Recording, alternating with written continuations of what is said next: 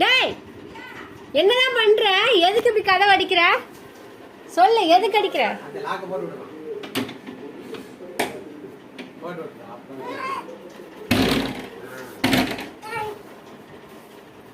அராஜகம் பண்றடா. டேய் அராஜகம் பண்ற. கதவை இதுக்கு மேல சாத்த முடியாது, அவ்வளவுதான் சாத்த முடியும். முதல்ல நல்லா போச்சு, ஏன் போக மாட்டேங்குது? பையன் என்ன வேக விவரம் இல்லாதவனா? முதல்ல க்ளோஸ் ஆச்சு இல்லை, இப்போ ஏன் க்ளோஸ் ஆக மாட்டேங்குது? டேய் அல்லங்க மண்ணை இடிச்சுக்காத.